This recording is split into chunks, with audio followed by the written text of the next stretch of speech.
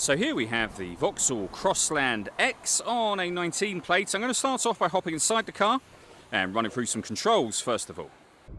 Okay, now that we're inside the car, we're going to start with the dials. Over on the left-hand side, we have the rev counter.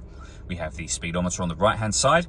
In the centre, you can see the total miles of this car, which is 6,229. Above that, we have a trip computer. You can change the information that's displayed there.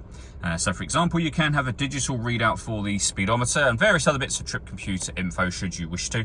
And that's done using controls on the indicator stalk. If we back out to the steering wheel, we have cruise control over on the left-hand side and then stereo and phone controls on the right-hand side. In order that you can use the phone controls, you need to pair the phone up to the car.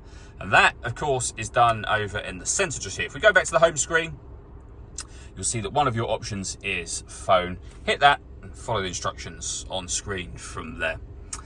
When it comes to our audio, we've got a few ways we can listen to our music.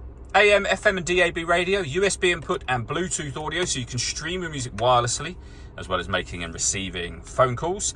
You can pair up your phone for certain Vauxhall friendly apps by hitting projection and connecting your smartphone. We've also got some climate controls up here, but we do have physical controls for them below. So you can adjust your driver and passenger temperatures, you can adjust the fan speed down here, you can recirculate the air that's in the car, which is a great way of heating it up or cooling it down quickly, depending on the temperatures you set. The air conditioning is on at the minute, so it's off, back on again. Or hit auto in the middle here, and you can hear the car taking control of the fan speed for you in order that it maintains the temperatures that you've asked for.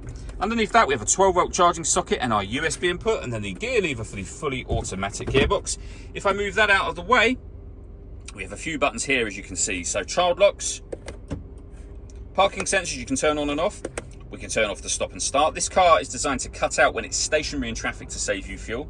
The system is off when that light shows. We can turn on or off our lane departure warning system from here as well. If you give that a long push, you can turn it on or off, and that is signified up on here to let you know that you've done that. And the same with the traction control just there as well. All that leaves me to say is thank you for taking the time to watch this video. If you'd like to come and see this ULEZ compliant car for yourself and have a test drive, please feel free to call either of our MJA sites. We'd love to hear from you soon.